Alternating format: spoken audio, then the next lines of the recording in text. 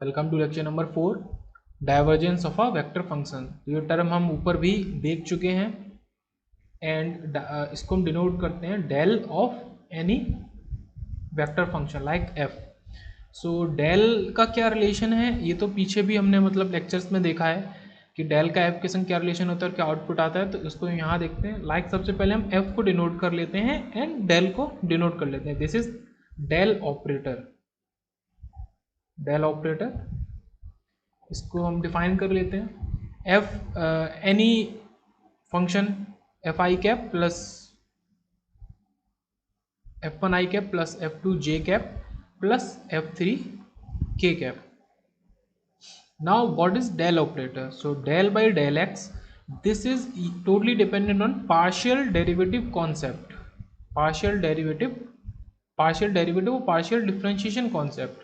So del upon del x plus del upon del y plus del upon del z. Something is missing in it. It is I cap, j cap and k cap. So dot product of del operator and the vector function is called the divergence of the vector function. So very simple definition. Now what will be? So I cap del y j cap del upon del z k cap dot product with f1 I cap f2 j cap plus f3 k cap. Very simple. अब यहाँ से तो आपको पता है कि क्या करना है। आई डॉट जे के डॉट के। क्यों? क्योंकि डॉट प्रोडक्ट में बाकी आई जे के साथ या के साथ वो जीरो हो जाएगा, तो उन टर्म्स का हमको मतलब नहीं है। सो देखते हैं नीचे इसका सॉल्यूशन क्या निकलेगा। और ये इसी चैनल पे आपको partial derivative and partial differentiation की प्लेलिस्ट मिलेगी। इसमें 13 वीडियोज़ हैं। सो उसमें अच्छे से पूरा ये कवर किया हुआ है। तो डेल बाई डेल एक्स वाला अगर किसी को नहीं कंफर्टेबल हो रहा है, ये वो जस्ट पहले वेक्टर कैलकुलस से आके देख रहा है, तो वो पहले उसको पूरा कंप्लीट कर ले। So del dot F is what? Del upon del x of F one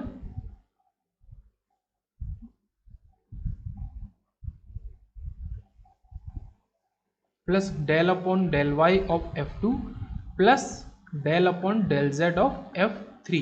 अभी इसको एक एग्जाम्पल से भी देखेंगे तो ये ज़्यादा अच्छे से क्लियर होगा। ऊपर चलते हैं। लाइक ये अब आई डॉट आई तो आपका पता है 1 हो जाएगा, तो उसका क्या del upon del x into F one उससे मल्टीप्लाई होगा। तो यही चीज़ करिए, del upon del y into F two del upon del z into F three. So now see it with the example.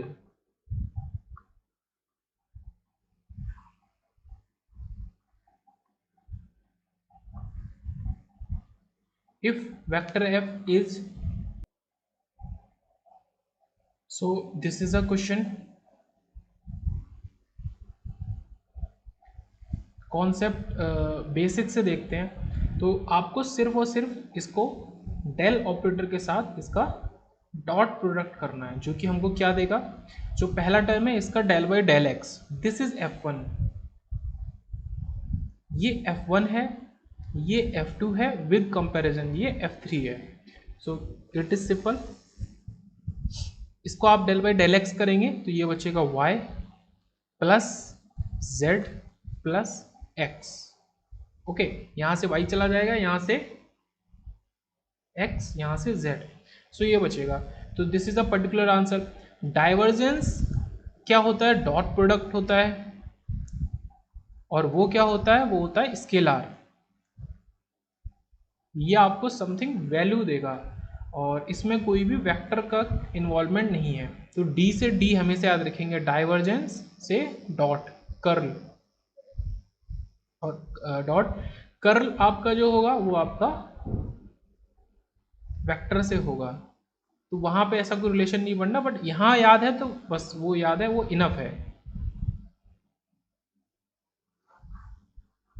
एक बेसिक सा इंपॉर्टेंट पार्ट और देखते हैं। अगर आपको किसी पोजीशन वेक्टर का डाइवर्जेंस निकालना हो तो x i cap plus y j cap plus like this vector z k cap, आपको इसका अगर निकालना है एक्स को आप डेल एक्स से करोगे, del x into x is 1, next 1, next 1, तो ये 3। तो एक यूनिवर्सल आंसर है जो कि काफ़ी इंपॉर्टेंट है, गेट में काफ़ी बार आ चुका है, तो ये काफ़ी इंपॉर्टेंट चीज़ है। सो हमेशा डाइवर्जेंस को देखते ही क्या करना है, डॉट प्रोडक्ट को टारगेट करना है। डायरेक्ट आपको जो भी है उसका आपको डॉट प्रोडक्ट निकालना है, किसके साथ, डेल ऑपरेटर के साथ। डेल ऑपरेटर को बार बार लिख के याद हो ही जाएगा। Del operator is very simple, del by del X I plus del by del Y J plus del by del Z K. Okay, so more about divergence देखते हैं। नेक्स्ट 2 पॉइंट्स देखते हैं जो कि इंपॉर्टेंट है। The divergence of a vector field और a vector function is given by, same जो ऊपर देखा था, divergence dot F is del dot F, so del F one by del X plus del F two plus by del Y plus del F three by del Z. So 3 component में आपका बढ़ जाता है। From a vector field we can obtain a scalar field, this very important point. किसी भी vector field से हम एक स्केलर फील्ड ऑब्टेन कर सकते हैं just by finding its divergence or by making it or by finding the dot product with the del function। So vector field है F, उसका हमने डॉट प्रोडक्ट कर दिया डेल फंक्शन के साथ में, वो हमें डाइवर्जेंस देगा। उस पूरे टर्म को ही हम डाइवर्जेंस बोलेंगे, तो वो हमें सीधे से क्या देगा, एक स्केलर फील्ड देगा। स्केलर फील्ड देगा, जो आंसर होगा इसका, जो आंसर होगा वो एक स्केलर फील्ड होगा। डेल ऑपरेटर है वो तो बार बार बता ही रहे हैं। नेक्स्ट कुछ इंपॉर्टेंट पॉइंट्स को देख लेते हैं। The divergence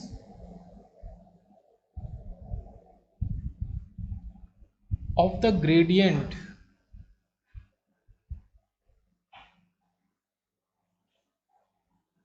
is the Laplacian.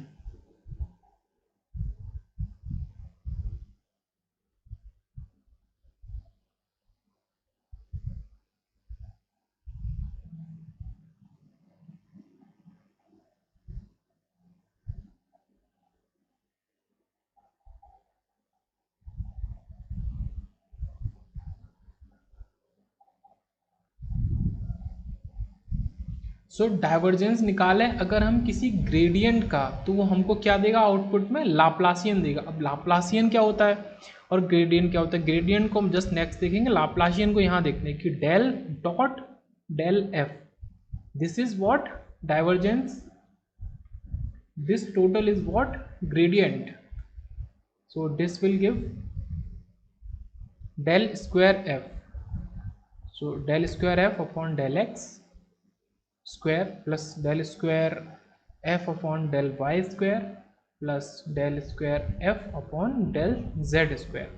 सो जो सेम ऊपर फंक्शन होता था उसी का अगर हम स्क्वायर कर देते हैं या बोले 2 टाइम डाइवर्जेंस कर देते हैं, तो वो कुछ हमें ऐसा मिलेगा। इसको हम बोलते हैं लाप्लासियन फंक्शन, इसको ही बोलते हैं हम लाप्लासियन फंक्शन। सो आउटपुट में जो मिलेगा किसी भी डाइवर्जेंस का, अगर हम ग्रेडियंट ले लेते हैं, तो divergence of the gradient is a Laplacian. ये हमारा डाइवर्जेंस था इतना, और इसका हमने ग्रेडियंट ले लिया तो हमें मिला डेल स्क्वायर एफ। ये स्क्वायर बहुत इंपॉर्टेंट है, this square is very important. तो क्या डिफरेंस है बेसिक फंक्शन से डेल डॉट एफ से डेल स्क्वायर एफ का, तो बस सीधा सा ये है कि हमें 2 बार पार्शियल डेरिवेटिव निकालना पड़ता है। नेक्स्ट कुछ पॉइंट्स देखते हैं। नेक्स्ट पॉइंट हमसे कह रहा है the divergence measures, which is very important point, outflow minus inflow. ये जो क्या है, मैकेनिकल और सिविल ब्रांच के लिए काफ़ी इंपॉर्टेंट पॉइंट है और यूज़ भी होता है वहाँ पे। तो डाइवर्जेंस ऐसी क्वांटिटी, और ये हमारा ईएमएफटी में भी यूज़ होता है, इलेक्ट्रिकल और इलेक्ट्रॉनिक्स वालों के लिए।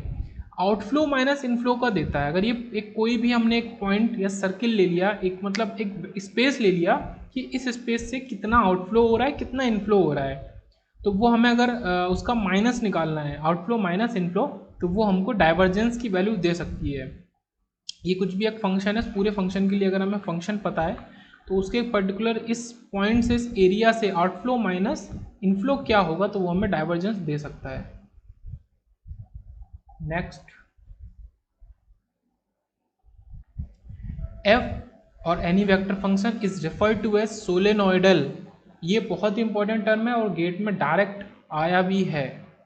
हमारा कोई भी वेक्टर फंक्शन सोलेनोइडल कहलाएगा अगर वो, और डाइवर्जेंस फ्री कहलाएगा अगर उसका डेल डॉट एफ क्या है, ज़ीरो है। वो ज़ीरो अगर आ जाता है, किसी भी वेक्टर फंक्शन का डाइवर्जेंस ज़ीरो आ जाता है, तो उसको हम डाइवर्जेंस फ्री और सोलेनोइडल बोल सकते हैं। तो हमारा डाइवर्जेंस यहीं पे खत्म होता है।